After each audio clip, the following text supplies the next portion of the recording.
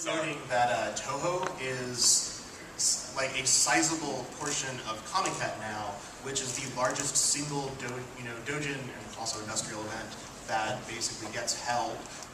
It's grown to the size that Reitaisai, the annual Touhou-only event that Zune basically runs to release demos to the fans, has now gotten so big that it has to rent the same venue that Comic Cat itself uses. It's like a quarter of the space on day one of Comic Cat now is Touhou space. It's absolutely insane. And while I'm thinking of Touhou figures, there have been a lot of Touhou figures made. Unfortunately, if you ever find them in a dealer's room, they cost they're more expensive. than their body is worth. Yeah. So, I saw some for like 120. yeah, they're actually very easily found online, but too bad they don't make figures of good characters. I only love Yukari and Yuka. Everybody else can suck it. Sure. Alright, John, you go next. Oh, sure.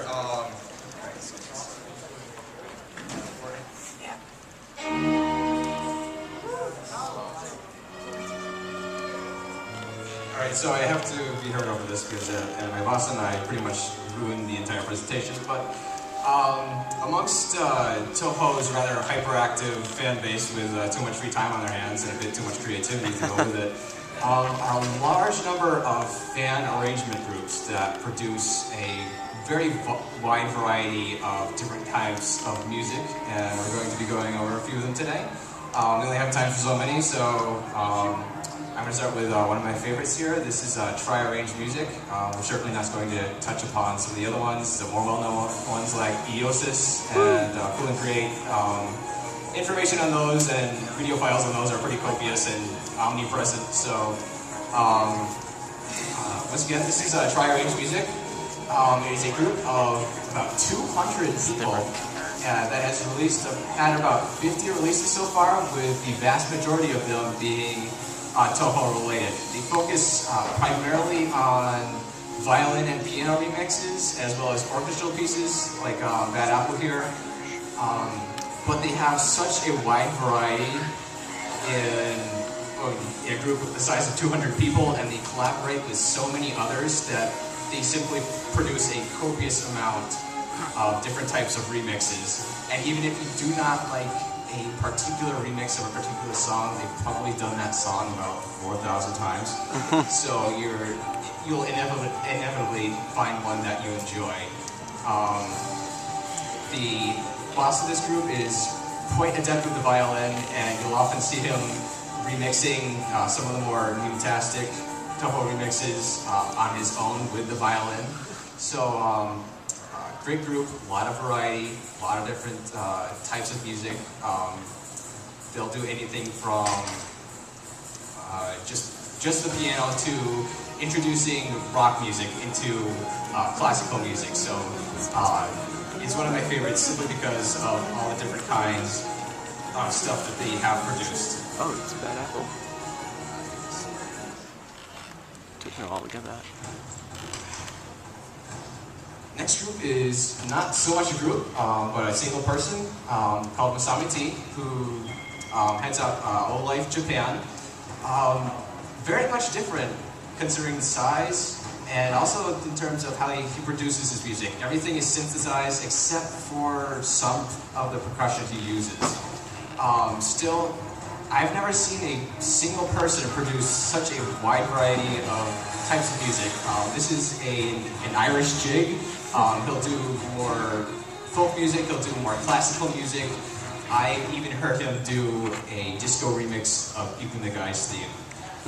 So it's not like he sticks to a single thing like how music can do. So everything he produces is a little bit different.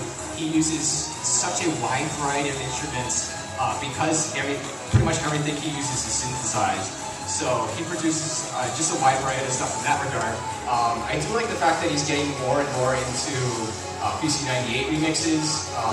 A lot of other groups do not. So it's always good to see more groups kind of being suckered into remixing some of the old PC98 songs, because that's quality music as well. By the way, in case you couldn't tell, that was Yamame's theme. We saw her earlier when Audience Gentlemen came up. So yes, those were the same song. So yeah, I only have time for so many groups, so I'm gonna close it up a little bit. I think there's literally hundreds of different groups that have provided remixes of Touhou music in a variety of different ways, and it stretches from basic J-pop to some of the most obscure styles you could possibly imagine. So really, if they're willing to produce a Latin chorus remix of Niyuko's theme, I think it stretches out pretty wide and vast. Really, if you're interested in any type of music whatsoever, you're bound to find something that you enjoy or can at least get into to a certain degree. Everything from jazz to ska to chip tunes, I listen to pretty much all of them to a certain extent. We might have a little extra time to go over one or two extra groups during the Q&A session, and I'll be brief about those, but there's just such a wide variety of different types of groups that you're bound to find something you enjoy, so keep your ears open.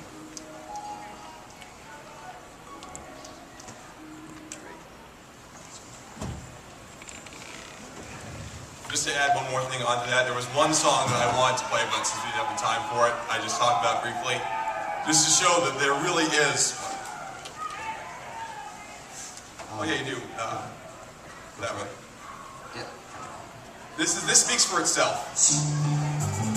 This is Come Together by the Beatles, except it's really Native Faith from Mountain of Faith. And it works really, really well. And it's amazing.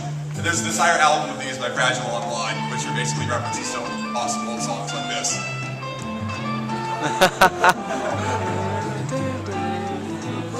The other one I can think of off the top of my head, the other one I liked really a lot, was a remix of Letty's theme from Perfect Cherry Blossom set to Roundabout by Yes. If any of you can think of that song. And it also works amazingly well. It's almost scary how well these work. Alright. Yeah, Time for Impossible Games. I like that song, Time for Impossible Games. Okay, what am I doing here? I'm touching the computer, oh no. I want the video that I can. Oh, top that. Down there. Okay. Alright. Last thing, no, we're not going to just last thing we wanted to discuss specifically was fan games. Since Touhou is, in the grand scheme of things, they're a pretty hard series of games. Of course, the fan base is going to make a pretty hard series of fan games. There are a lot of fan games out there that are pretty difficult, among them things like Super Marisa Land, and then the skull-crushing Super Marisa World. Who has played Super Marisa World here? Alright. How many of you, how many of you got to the final boss before killing yourself? Like, killing yourself? I don't know. The newest one is Touhouvania, which has excellent art, but I am terrible at things like Metroid and Castlevania and Metroidvania, so Touhouvania. It was very impressive graphically, and the redone character designs were very good. So if you have a chance and you enjoyed the old-style Castlevanias, then look into it. But my personal favorite, because I've been a Mega Man fan for, yes, is Mega Mari. And I have prepared here for you a fight with Amelia Scarlet, my favorite fight of the first 8 bosses. This is entirely Buster Duel. So you get to see this game in action. Once again, Killers played this game far too much for his own good. I'm in the middle of LPing this the second time. The game's so nice I LP'd it twice. So in this game you actually get Marisa and Alice at the same time. You switch back and forth at any time just by pausing. But once one of them dies, that counts. That counts as losing a life. You don't get both of them dying before you lose a life. Now Amelia's fight is notable in that she can pull out basically anything from anywhere. And the vast majority of her attacks spam crap all over the place. Either they spam a whole bunch of bullets or they spam herself, as she's showing off right now. And then there's stuff like this. Guess what we needed? Danmaku in our Mega Man. Danmaku's not Mega Man. It's more likely than you think. It's pretty amazing how well Danmaku translates to just about any sort of game. Oh, it gets even better. I've never seen her do that before. I was doing this at 1:30 in the morning. Like, oh my god, what is that? I've never seen that before. I've never seen her dash from the ceiling.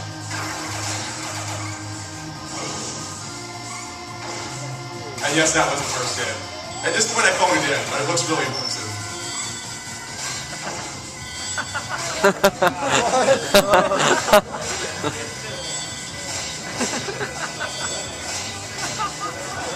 Oh, wow.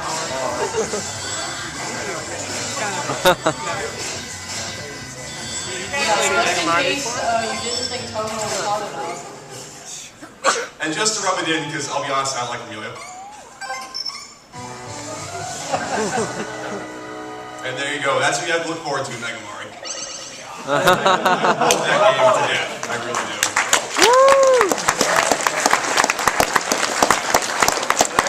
Out there is immense. I know there's a lot of people that don't like it for how hard it is. Mega Mari is very hard, but the vast majority of the time, it is a legitimate hard.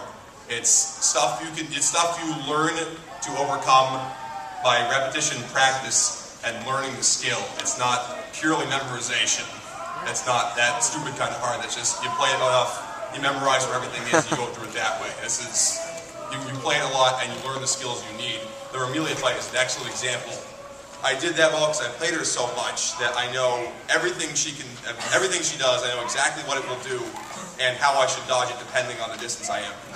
So it's a very skill-based game. There are quick man lasers, so there is some memorization involved there. But the vast majority of the game is a legitimate skill-based hard.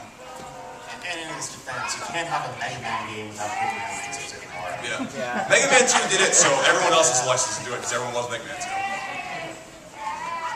All right. Yeah, that was it for the stuff we had prepared. Let's open it up to the floor. Any questions people may have? Yes, you.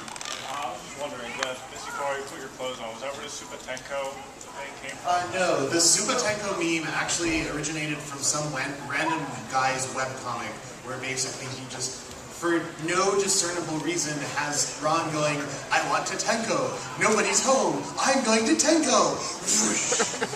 And then Yukari comes home. She gets it. Yes. What does Touhou mean? Touhou means Eastern.